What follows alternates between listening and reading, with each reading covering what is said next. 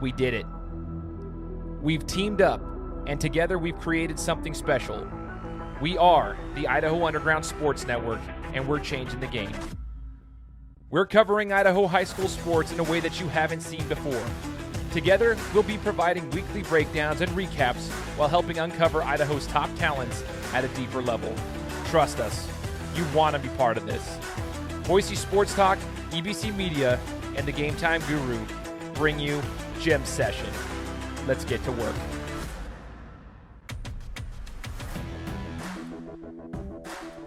Hey, what's up, everybody? Welcome to another episode of Gem Session. This is exciting. We've had 1 week of football already down. Super exciting week, and we're getting ready to break it down for you. We are the Idaho Underground Sports Network alongside AJ from EBC Media, Ty Spangenberg from Boise Sports Talk. I am Shane Larson from the Game Time Guru. We are the Idaho Underground Sports Network, and we're bringing you guys this content weekly. We encourage you guys to subscribe to this channel. We appreciate the support. We had an influx in subscribers just the last week. We appreciate that. Share this with your friends and family and all the sports fans around the state of Idaho, because we want to interact with you guys and bring you guys some of the information from our perspective. If you guys aren't following us on Instagram, make sure to do so. That's like a big piece of this entire network. So make sure you're following us on Instagram at Idaho Underground Sports.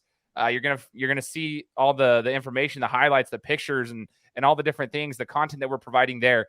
The difference with our coverage this year compared to maybe last year, however, is that we're going to be, if it's not the game of the week, we will be providing those highlights on separate channels. That's why we have additional content creators who we have reached out to, and they're going to be helping us throughout the season. So we're going to be able to cover more games, but keep the page pretty clean as well on game day. So we'll be able to interact with you guys, letting you guys know which pages to go to and follow for certain games. So make sure you're following us on Instagram at Idaho Underground Sports, because that's where the communication will be on where the coverage will be provided and on what channels. We also are on Twitter. I want to remind everybody that real quick, at ID Underground SN. Help us get to 2,000 followers. We're at 1,800 and some change.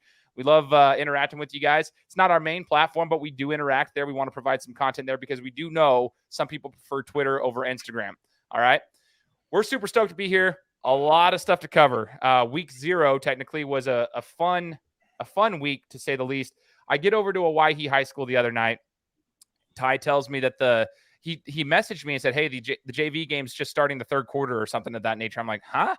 Didn't realize there was actually like a storm delay. So when I got there, I was kind of thrown off. I'm like, why are we starting the third quarter? And Ty's like, yeah, JV game's still going on, whatever. Happens to be a storm delay. In the Treasure Valley, we had that lightning warning, and it kind of pushed some games back. I was a little nervous myself. I thought we might not be getting games because in the IHSAA rules, if a lightning strike is within 10 miles, they have to put the game on hold, and they cannot start the 30-minute countdown timer until it hits 10 miles away. And apparently the announcer at Owyhee said the last lightning strike was seen at 9 miles. So it took them until 7:15 at Owyhee for them to actually start the 30-minute countdown timer when they finally saw a lightning strike. So they didn't get kicked off until about 7:50. Needless to say, though, it was a really good game. So Ty and I will break down a little bit about what we saw at Waihi, as well as some of the other games that we were covering on Friday night. Okay, I'm going to start with this. People, ourselves included, we were talking about Waihi. We were at the media days, right? And we knew they had some dogs on defense. We talked about this last week, but ultimately we had picked Madison to beat them. Okay, we ultimately picked Madison, pretty much unanimously across the board. We had picked Madison to beat them. Owyhee looked like we thought they could look on defense. Mike Reed, photographer Mike Reed, make sure you guys go follow him. He told us too, he said, yeah, their defense does look scary even in practice. It wasn't just at media days. They actually looked like it on the field. But he even said to me at the game on Friday, I wasn't sure if that was going to translate to another offense, right? Because they've been playing themselves. They've been playing against their own offense. He wasn't sure what it was going to translate to. But I will tell you right now, that defense, especially the front seven, locked up on Madison, okay? They were all over. I mean, there's so many names to throw out, but from the defensive line, obviously Beau Jaques was doing his thing. He was in the backfield the entire night. He was making them run. They weren't getting huge carries throughout. And then Gage Hawes, shout out to him, linebacker, was laying the wood. He had a couple big hits. He was sprinting sideline to sideline. I mean, they were getting there fast, okay? They were doing their thing, which is why Madison was only able to get one score. Here's the thing. I want to give a shout out to Madison's football team, though. They made some good adjustments throughout that game. And I want to talk about their quarterback, Ben Dredge. that dude is just an absolute dog. He's tough. He can run. He can lower his shoulder. He's an athletic guy. He's super, super tough because he was getting hit all night. There was no rhythm coming from Madison's side on offense at all the entire night. No rhythm whatsoever. I mean, they could not move down the field. But he kept fighting, and he put them in a position to win at the end of the game. Ultimately, very end of the game, huge defensive stand. You almost kind of felt like Owyhee was going to give it up. They're up 13-7, and Madison comes storming down the field, and they get a huge stop. I believe it was Mason Rasmussen was playing in the secondary, and I was watching it. I have it on film, that final stand. Dredge comes rolling out to the right side, 4th and long. He's driving up. He's got to get to about, I think it was the 4.5-yard line, and he gets around the outside. He beat the leverage on the outside, so he was running, and one of the guy, Mason Rasmussen, on the secondary, he leaves his guy in the zone, turns his head at the perfect moment, and decides to make a commitment to the quarterback who was running down the sideline. He makes a stop at the 5-yard line. They're about a half a yard to a yard short from getting that first down and being 5 yards away from scoring with under a minute to go. 4th down, major stop. And I was thinking about it as I watched that highlight over and over. Mason Rasmussen, if he would have taken 2 steps more to follow that receiver into the zone, Dredge is either scoring a touchdown or he easily gets the first down. But he made the right read at the right time and decided to make that commitment to go after him. He'd already passed the line of scrimmage, so he knew he couldn't throw it. So he just lowered his shoulder and made the stop. I will say, super impressed with them. Okay, their defense showed out. However, their secondary does have some concerns for me.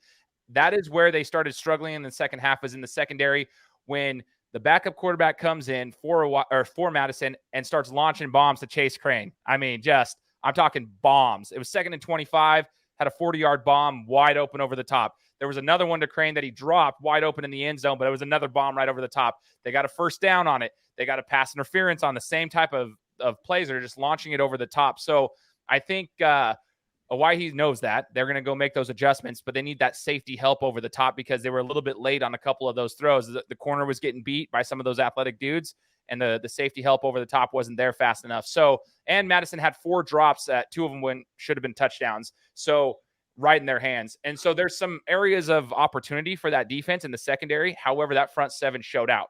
I want to give a shout out on the offensive side of the ball. They have weapons, but Owyhee still is running into the same issues that they ran into before, where they drive down the field and they self-inflicted wounds. A touchdown was called back because of a penalty on the offensive line. You can't do that with that veteran offensive line with those types of dogs. You can't be having that same type of mistake. But I will say this, Ryan Brecky, freshman, I mean, for the first 2 or 3 drives of that game, he was the guy. I mean, they kept getting him the ball. Like, he was the guy. I think he had 8 receptions, 47 yards in the game, and the majority of those came on the first 2.5 drives of the game. He was getting the ball everywhere. He looks like he belongs there. He's got the body for varsity football. He's ready to rock and roll. They were getting him the ball. I felt like they went away from him a little too much, probably because they wanted to spread it out. Because if you look at Owyee's offense, as soon as they start clicking, they're scary. You've got Gabe Alvarado, you got Jackson Rasmussen, you've got Max Saavedra, you've got Ryan Brecky, you got Tim Jamerson, and I believe Cade Walker, who was getting the majority of the snaps from that side. They've got 2 huge dogs on the offensive line, but the rest of their line is good too. They just got to get rid of those self-inflicted wounds. They got Matt Irwin, who's more than a capable quarterback. He's trying to get his flow going right now, first game of the season. But they have dogs on that offensive side of the ball as well. And yes, they only had 1 offensive touchdown, 2 field goals. Shout out, by the way, Nathan Gamet. They've got a field goal kicker and a punter. He had a 65-yard bomb as a punt, actually, in that game, which was massive. From the 35-yard line, I think that he kicked it down to the 4. It was like the way it all worked out was like a 65-yard or 60, whatever it was, 61. I don't know how the math works out, but he had a 60-plus yard bomb.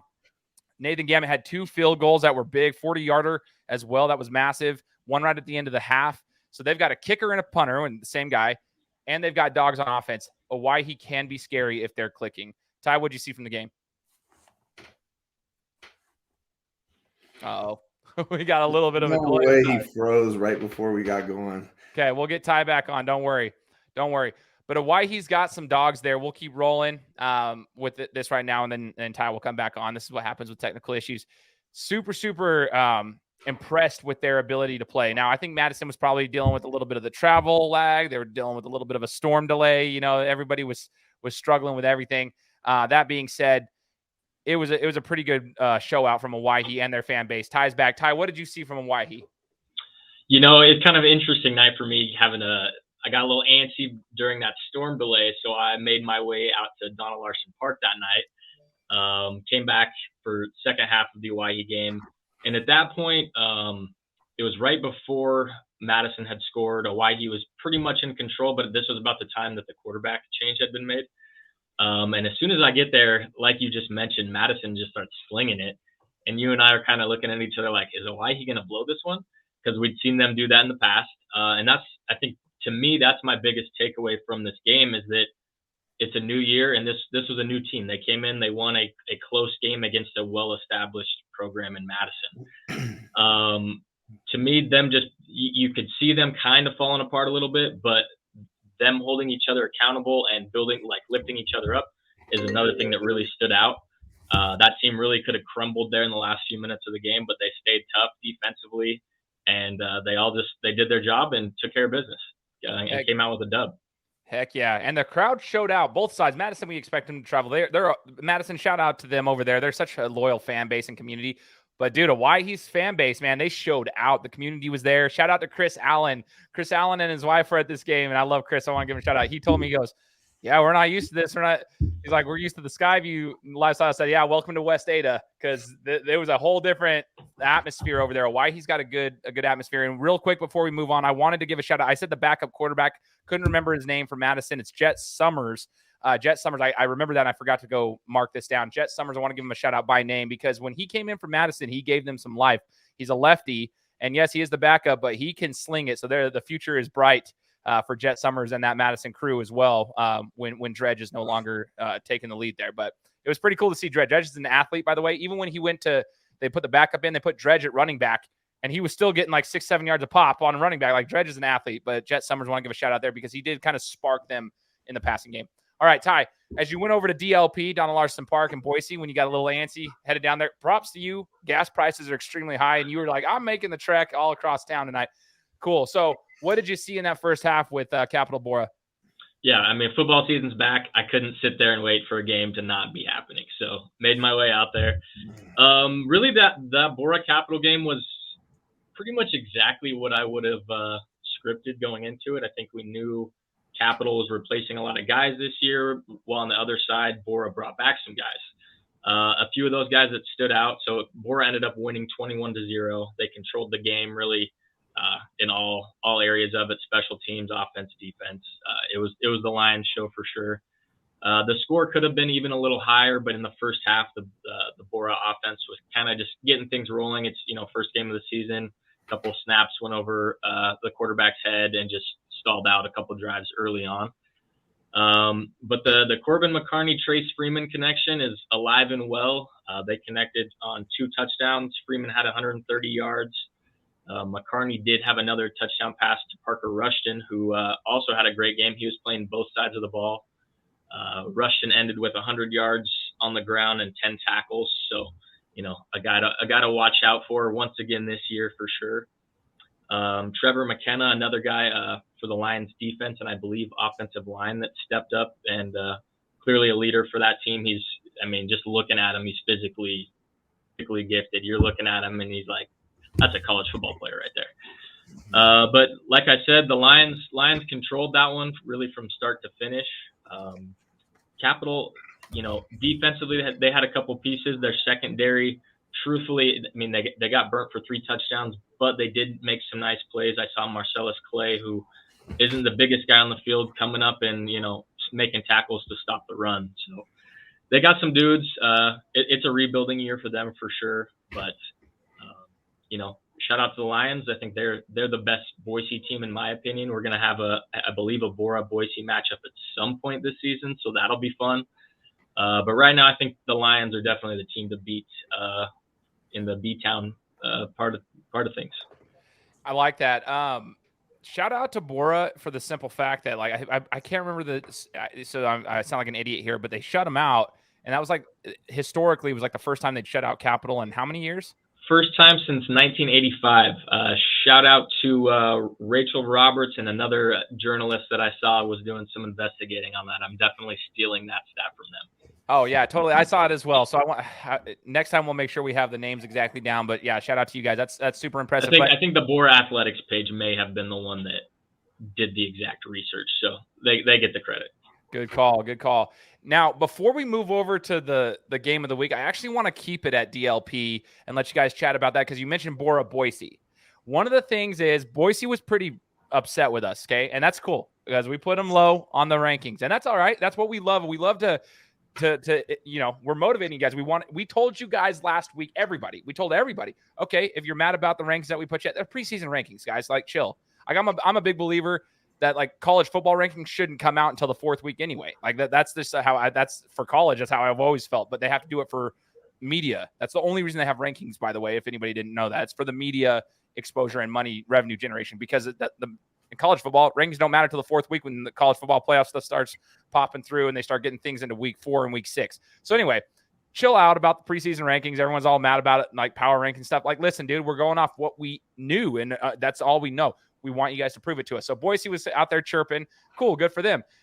They have some culture going on over there, though. The coaching staff's bringing this dog culture, and you guys got to see that firsthand. So I'm going to let AJ start and then Ty as well. Both of you were at DLP Saturday morning for Boise and Timberline, and we heard a lot of chit-chat from both of those schools, which is awesome. We love that. You're looking at the page. We like that.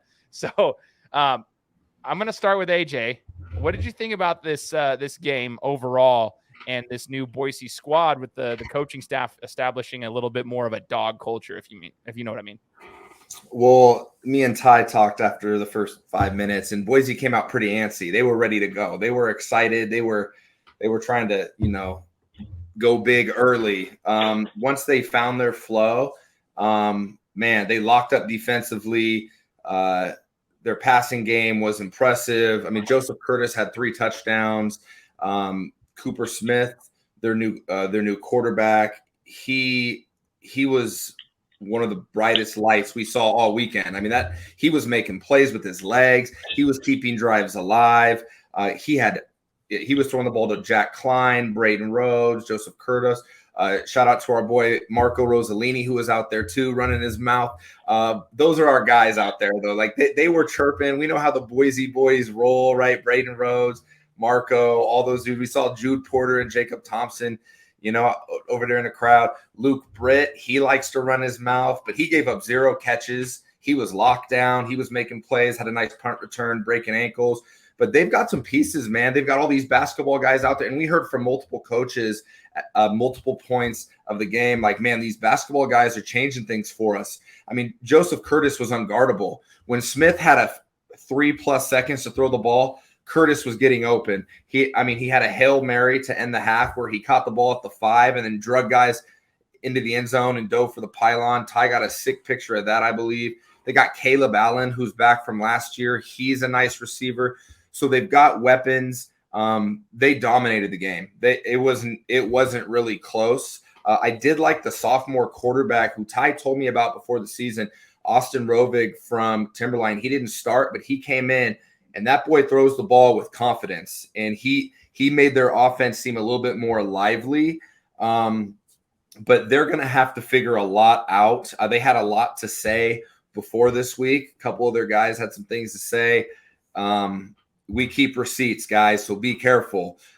We threw that in the group chat and had a nice little laugh about that. But Timberline, they've got some guys. They've got some athletes. They've got some good-looking athletes. They're going to have to figure it out. I don't think they break the top 10 this year probably. But Boise is the curious case. Can those guys back up all the lip service we got at the end of the game? Just go back and check the archives. They're like, come on, the 13th ranking and this and that. Well, you better go beat Ridgeview this week or we are going to light you guys on fire because it was a good win. They need to take that momentum. They need to go start 2-0, and they have something to be excited about because, like you said, Shane, the culture's changing. They're getting kids to come out and play. The coaching staff is, they're upbeat. They're positive. They let these kids, they let them run their mouths a little bit and be confident. And, Carson Nilsson on defense, Jared Fuller, those two were animals. They were running the show. They were running their mouths out there. They were confident. They were tough. Duncan Thompson was living in the backfield. Luke Britt, like I said, put the strap on. They beat everybody. So anyway, Boise's got some guys. Really excited to see that success. I want to see him continue it. Ty, what do you think? I mean, I think you pretty much gave a full, complete rundown there. So, like you said, I think the funny part for me is that no one had anything to say prior to the game, only when they were winning in the second half, which is fine. I get it. You got to go back up your play. But again, one game is very small in the grand scheme of a full season.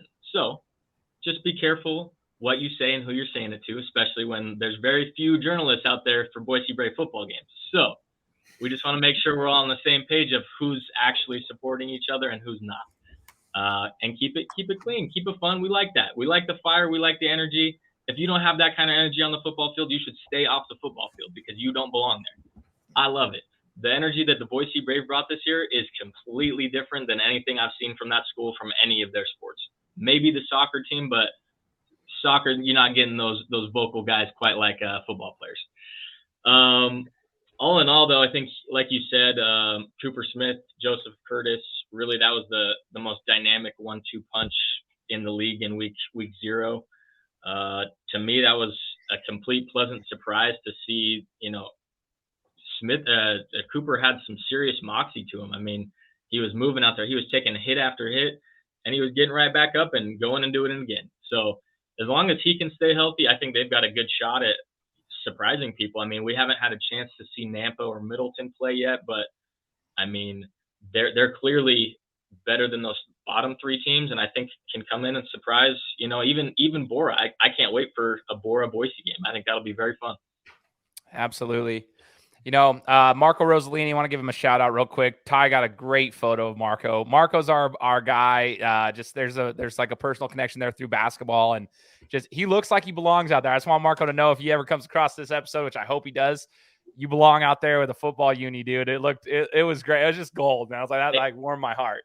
I do love that. He's been our guy for sure. AJ touched on their coaching staff as well, and got to give a shout out to Joel Clark, their OC, as well as Daryl Acree, old Boise State linebacker, number 52. He was always one of my favorites growing up.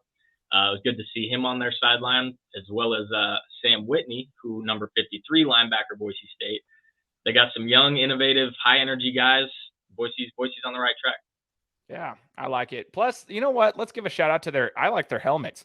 I'm not going to lie. I thought it's kind of like they're sort of I don't know. They're a unique helmet. I like their helmets. I'm just gonna say that. I'm a helmet guy. AJ's a shoe guy, right? You guys like your swag. Both of you kind of do like the swag with the shoes.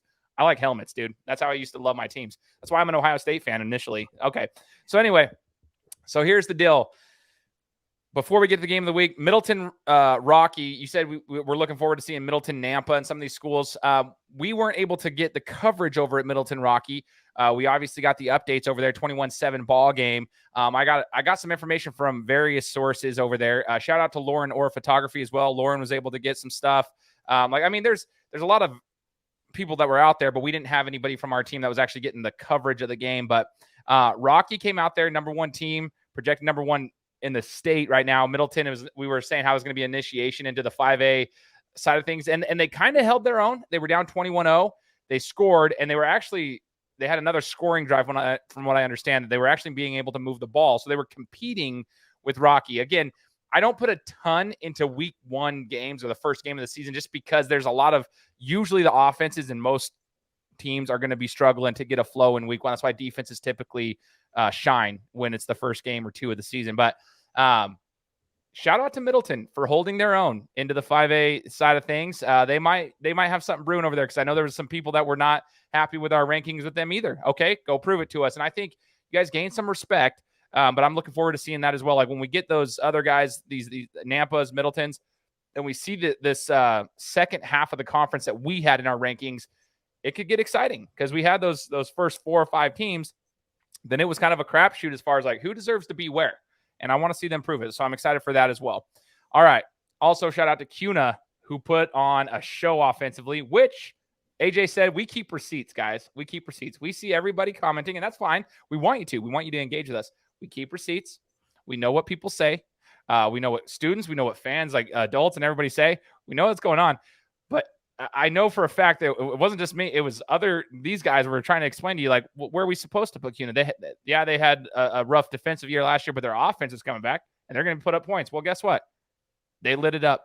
Okay. And they did it in good fashion. So CUNA put on a show. And you know what's funny is I heard that it was a sloppy game for CUNA and they still dropped 40 points. So to me, that says even more that it wasn't a well-polished game, that they came in, and granted, Centennial, we talked about, they're going to struggle a little bit. But CUNA, from what I heard from the people I talked to, didn't really perform as well as they could have. Uh-oh. That's all I got to say there. Uh-oh. Yeah. That's what's scary, man. Like, you never know. They've got some dogs. And that's the whole point of what we're trying to do. Ty will be out there this week getting some coverage of CUNA, right? Yes, like CUNA Skyview. So we're trying to show you guys that there are some hidden gems across the state and even here in this conference that some people might not know about because maybe the record doesn't show, or maybe last year wasn't so, crazy. It was kind of underwhelming. We're going to show you guys there are some dogs out here, hidden gems. Boise's got them. Everybody's got them. So let's go. Boise, CUNA, everyone we just mentioned, they've got dogs. Okay. Over at the game of the week, we're at Meridian Eagle. Okay.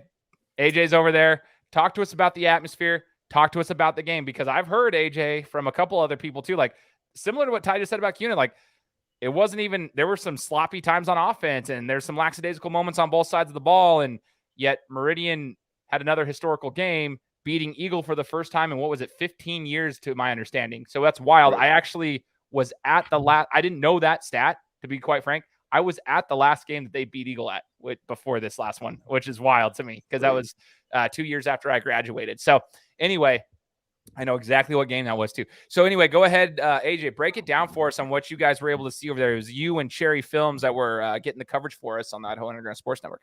Yeah, no, it was hype, man. Like, we filled the stadium. We had to, everyone had to leave the stadium because of the storm. Everybody came back in. The Stang Gang showed out. Eagle student section was mind blowing. It was extremely impressive, just like it was last year. Meridian showed out, and they had, I think it was like Cowboy Night. Everyone was dressed up. Last year, we called Meridian out for not always showing out.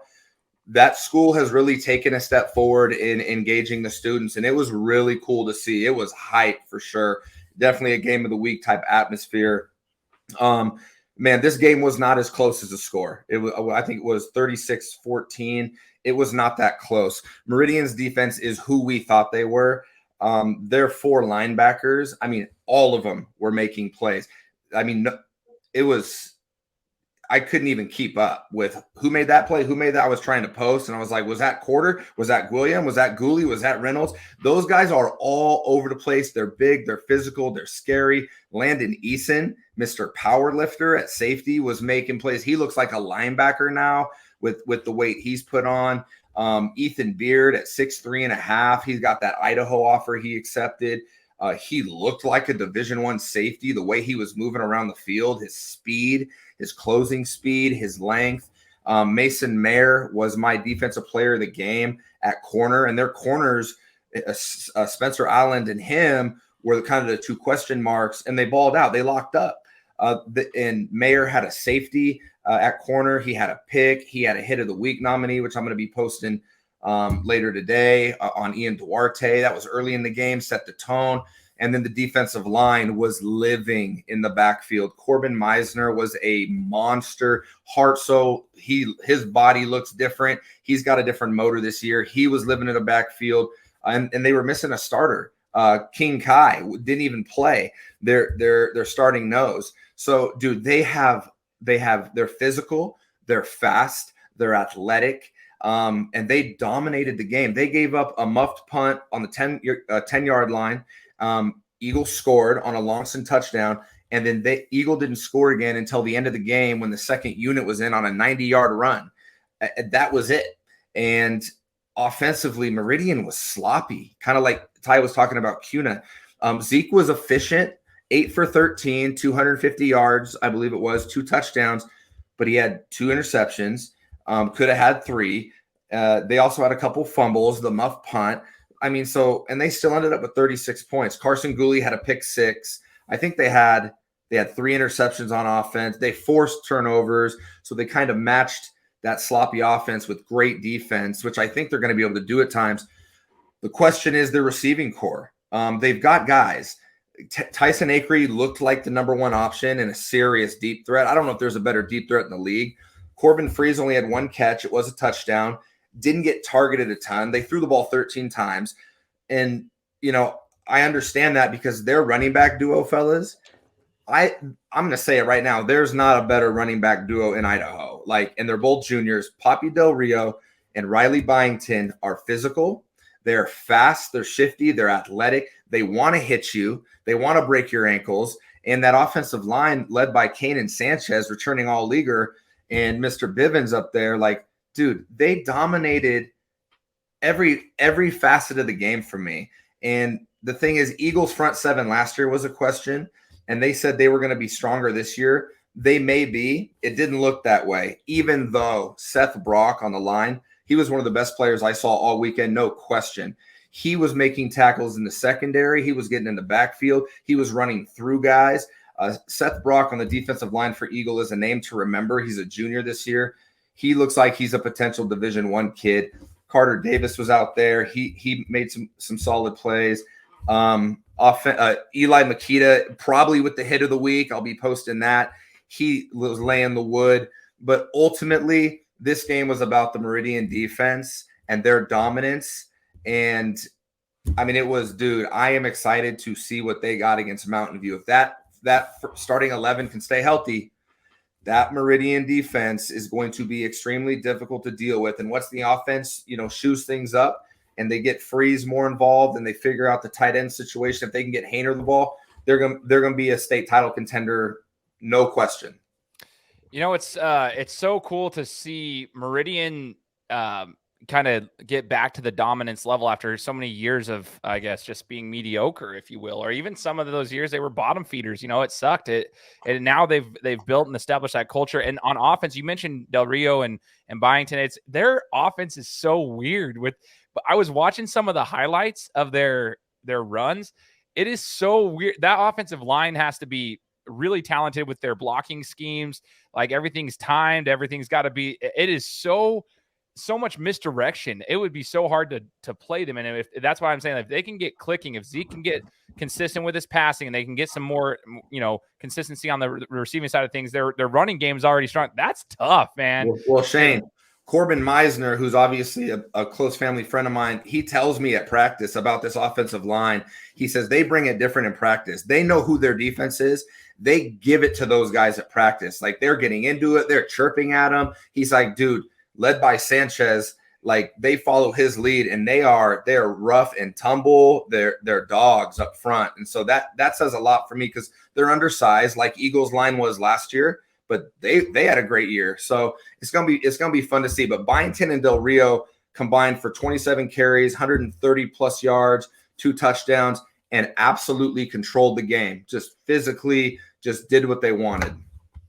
Super crazy. Yeah, that was a good, exciting matchup for the game of the week for week 0 for us. And then this week, guys, we'll see. It's going to be a big test for Meridian. They have to start 2 weeks in a row, bang, bang, just with some tough games. And we'll be there this week against Mountain View. Ty will be at CUNA and Skyview.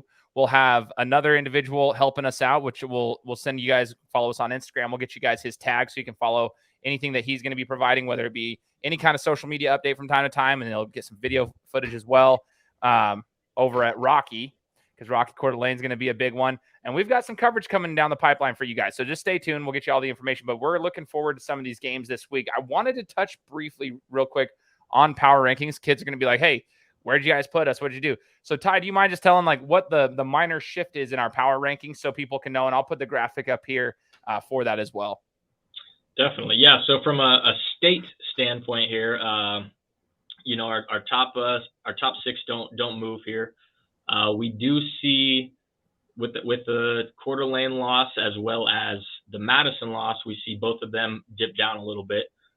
We've got Borah moving up, CUNA moving up, and Owyhee moving up. Lewiston hasn't played a game yet, but I think, give it a couple weeks, and I think that we'll see Lewiston move their way up into the top 8, most likely, if I had to guess. And then from the SIC standpoint, the big and really the only change is the Boise Brave moving up 3 spots, and sending those 3 teams right above them down each spot. So Timberline goes down 1, Capital goes down 1, and Centennial moves down 1. I think with that being said, the reason it didn't change much is because I think this is going to be a home for a lot of these teams for most of the season, if we're being honest. Like we said, we haven't seen Middleton and Nampa play yet. Those might be the 2 that could make a move in the SIC that I think that we might not be educated about. But other than that, I really don't think that we're going to see too much of a shift throughout the year in the power rankings. But we'll see. Yeah, we'll see what happens. You guys got to prove us wrong. But yeah, that makes sense. So as you guys just saw here, got the graphics up there. Make sure you're following us on Instagram because you'll see the graphics there too, and you can actually comment there. This week, what do we expect from the games? AJ won't be in town this week. He won't be there. Slacker, just kidding. I'm going to be gone for a lot of the season too, moving forward. Go Buckeyes! I'll be at the Notre Dame, and I'll be driving from Owyhee to DLP and back. And it's okay, guys. It's okay. My back's a little hurting, but it's fine. We're good. Hey, we appreciate you, bro. That's a grind, but people need to know though, like that's what we're about. Ty's like that, like. Man, to make that drive and come all the way back, gas prices are crazy. It's going to cost you a couple dollars, but that's for love of the game, man. I appreciate you. I appreciate you doing that for us. Hey, what's your Venmo? You want to shout out your Venmo for your not only your gas funding, but everything else? No, we'll get there. We got the big money coming soon. Okay, and if you guys aren't already following Ty, he's always, it's not just high school football that he's driving around the entire state. He's going around to College of Idaho. He's back to Boise State. I mean, those aren't short drives. They're like 30 to 35-minute treks across the valley. That's always growing, so you're always stuck in traffic. I mean, props to you, man. You do it on Friday nights. You do it across the entire week, for that matter. So we all grinded, baby. We all grinded. So this week, fellas, we've got the games of the week. Anything you guys want to shout out as we go into the first official week of the season? Everyone's going to be playing now. What should we be looking for? What should the fans be excited for? Any games that are under the radar that people need to hear? So I'll start with Ty, and then we'll let AJ chat it up. Hey, if you guys want to see a dogfight, come out to CUNA. CUNA Skyview, I think 2 teams with a bunch of heart, and I think we're going to see a really good game. Skyview made the move down to 4A this year. They lost a tough one to a Elko, Nevada team in week 0. But they showed some fight. They put up, I think, 40 points in that game or 37, something like that. I think that this CUNA Skyview game is going to be a good one, and I'm excited for it. The CUNA crowd has been very excited to know that we're going to be out there. So for me, that says it all. We already went out there for the media days. It was fun. It's just a vibe out there. It's a small town football town, So it should be fun. I'm excited to see what the Skyview Hawks can bring. They lost some of their dogs, but of course, they're bringing back a bunch of dudes as well. So it'll be a fun one. AJ, what should we be looking at, man? Yeah, Coeur d'Alene lost to Rigby 24-0, which is probably the top team in the East against the top team up north. Rigby's, I think, always going to be there. I think they're going to be there at the end of the year this year as well. Coeur d'Alene is always the top team up north. Obviously, Ty is talking about Lewiston, but I'm going to touch on Rocky. Rocky won 21-7, okay? And we've talked amongst each other about our question marks with Rocky Mountain. So I'm more curious to see if those question marks are serious question marks or if Middleton is just much better than we think. And I think Rocky going up against a team like Coeur d'Alene will show us a little bit more about Rocky. I'm glad Mr. Wise, Daniel Wise, is going to get us that coverage. Excited to bring him on board to do that. We'll have information like Shane said about that. But that game is – I'm interested in seeing what's happening about that. I wish I was going to the CUNA Skyview game and also the Mountain View Meridian game, which is huge game. I mean, rivalry week, 2 of the best teams in state last year. We're going to see what Mountain View's made of early. Shout out to their receiver, Traven Hardy. He got hurt, season-ending injury, his second one of his high school career. He was going to be one of their number 1 options. Saw him the other day at the Meridian game, got emotional with them. Ivan Perkins was there with him, had his arm around him. Mason Childs was there. They were all just hanging out with their boy. He was devastated. Same thing happened to Ethan Makita last year. If you see him, give him another hug for me. I mean, he's going to be on his crutches. He was ready for a big year. It was his year, his time to shine as a senior. He was going to do great. And And for stuff like that to happen, worst part of the job. So I want to give him a shout out. I want to give Ivan Perkins a shout out, Mason Childs, for being there for their boy. And just, I like that culture over there. I like what they're doing. I'm excited for Mountain View. I want Meridian. I think Meridian is going to win that game, but Mountain View has a chance to shut everybody up and show us we're going nowhere. So going to be a fun one. Great slate of games. Can't believe I'm gone. I know. Speaking of that, Nampa Middleton, another great game this week. I know I've said those two teams' names like 4 times this show, but that's another great game. So, man, it's going to be legit. It's going to be legit. As we're wrapping up, we want to wrap up with some good stuff here, giving you guys some excitement, shouting out the players of the week. We're going to go with the offensive side of the ball. Offensive players of the week. Tell me who they are. Who's got them? Got to go with the Boise boys. Joseph Curtis and Cooper Smith. They balled out. They proved us wrong, and they looked the part all the way around. Didn't you have a pretty sick graphic with those two? Oh, wait. Yeah, hold on. You'll see it. You'll see it. The artist at work. Defensive players that we need to be knowing about. I mean, you've already talked about them, but AJ, you mentioned a few guys that were absolute dogs. Can you kind of shout them out again and give them their spotlight, I should say? Yeah. Here? I might give it to the Meridian defense as a whole, but I'm going to go Mason Mayer because he deserves it. He was a question mark coming in. Landon Eason tells me after the game, and Landon Eason is no longer a Ninja Turtle. He is Splinter. He has graduated, and he's guiding these new guys, and it's fun to see. He's a leader out there, and he hit me up after the game. He's like, how do you like my cornerbacks? I was like, that's why you Splinter, bro. I mean, Mason Mayer and Corbin Meisner for me, that's my boy. That's my day one. Corbin Meisner was living in the backfield. Like, I believe he had around 10 tackles. He had 5 tackles for loss and 2 sacks. Like, he was unblockable. And Seth Brock also from Eagle, they lost. He was their brightest spot for me. Seth Brock, the junior. Go watch Eagle. Go watch Seth Brock, number 90. He's a freak. So awesome. I want to take this as an opportunity. I know we don't cover 3A right now. This is something that in the future we would like to be able to expand. But of course, we need, if you want to sponsor us, if you want to help us with that, and we can get some funding to be able to expand, let us know. That'd be fantastic. But Trenton Fisher from Homedale, I've just got to give him a shout out. 6 touchdowns, 153 yards rushing against the Laguna Beach team who has a 4-star quarterback. Came up here to play Homedale, and they got whacked. Okay, Homedale laid the wood on Laguna Beach this last Friday. Trenton Fisher, I believe it was Cherry who did the work for him on a little highlight reel. But Trent deserves a little bit of respect. Again, it's another hidden gem in this state. I mean, he's in a small town of Homedale, which you don't hear a ton about. But this is why we need to get some highlights of these people. So shout out Trenton Fisher. I want to make sure. Star defensive lineman for Boise State, Scott Matlock, Homedale faithful. Let's go.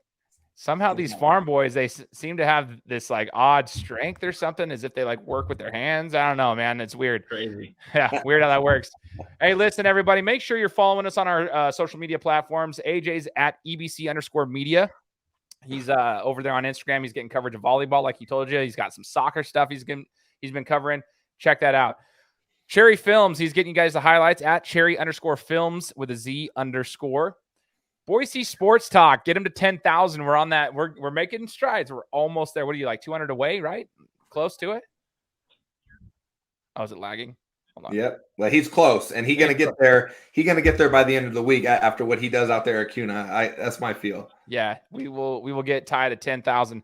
And then if you want to go follow my show at Game Time Guru on Instagram, I'm doing podcasts every week with different sports figures. And I just love to talk sports with people and just chat it up and have those conversations. So go follow us all on our social media platforms. But above all, make sure you're following us on Instagram. AJ, go ahead. Yeah, last thing, I know we're way over time. I want everybody to know, and I'm giving him a shout out. He's not going to like it. Ty Spangenberg, Mr. Boise Sports Talk, is extremely close to having 10,000 plus followers on 3 different platforms. 3 different platforms. His day job, Idaho Underground Sports Network, and Boise Sports Talk. The man is an artist and a magician. Sign him up. Let's go. We'll end it with that. We are the Idaho Underground Sports Network, and we'll talk to you guys next week.